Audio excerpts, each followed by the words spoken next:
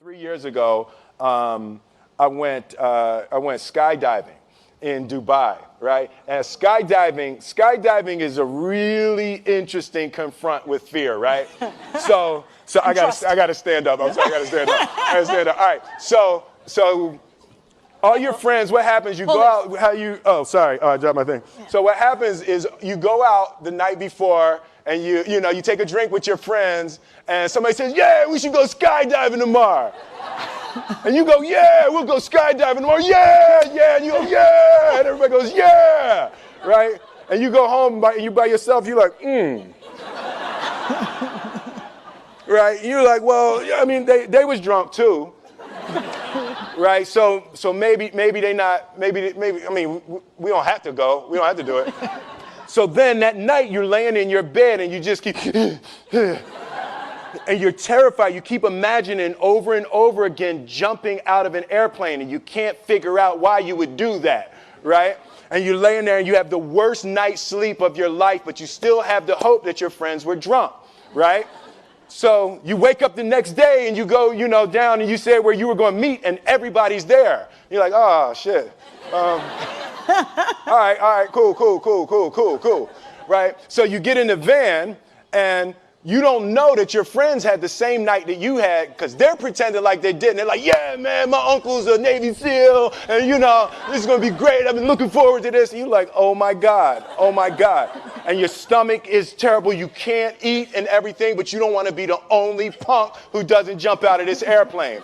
So you get there, and then you have the safety brief. And you're standing there, and the guys will tell you, well, if the chute doesn't open, what's going to happen is what could happen? That the chute wouldn't open, right? So you do a thing, and what you do is your first jump, you're attached to a guy who is going, he's going to walk you out. So you go, and you get there, and there's an airplane, and nobody's stopping. Everybody's still going. So you get onto the airplane, and you're sitting there, and it's extra because you're sitting on some dude's lap, some stranger. You're sitting on his lap, and it's like, you're trying to make small talk. Yeah, man. So you be jumping with people all the time, huh? Right? So, and then you just want to make sure, you got kids, right? You got people you need to see, right? You just want to make sure he's serious, right? So you get in there. So everything's normal. So you fly and you go up to 14,000 feet, and you notice there's a light. It's red and it's yellow and green, right? So right now the light's red. So then you start thinking at some point the light's going to go green, but you don't know what's going to happen, right? And you wait and it goes yellow and the light goes green and somebody opens the door, and in that moment you realize you've never been in a freaking airplane with the door open. Right? Terror. Oh, sorry, I'm spitting. Oh, sorry. No, terror, right? So you go, and then, if you were smart, you sat in the back so you don't go first, right? And then people start going out of the airplane. And you go, and the guy walks you up to the end of the thing, and you're standing, and your toes are on the edge, and you're looking out down to death. And they say, on 3. And they say, 1, 2. And he pushes you on 2 because people grab on 3. Right? Right? And you go,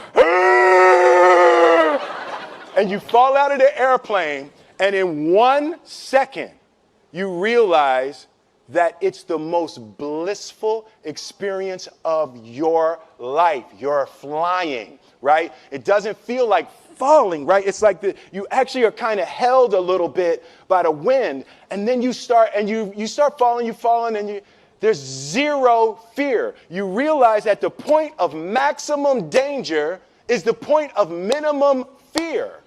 It's bliss. It's bliss. And you're flying. Right? And you're doing that. And then 20 seconds, 25 seconds, 40 seconds, and you have enough time to just kind of be like, oh, shit, that's that building. I saw like that one. Oh, you can see the ocean. Right? You start doing all of that. And the lesson for me was, why were you scared in your bed the night before? What do you need that fear for? Just don't go. Why are you scared in your bed 16 hours before you jump? Why are you scared in the car? Why could you not enjoy breakfast?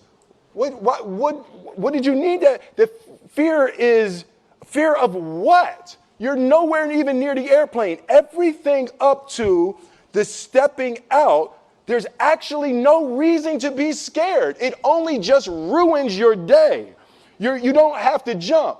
And then in that moment, all of a sudden, where you should be terrified is the most blissful experience of your life. And God placed the best things in life on the other side of terror. On the other side of your maximum fear are all of the best things in life, you know. Mm-hmm.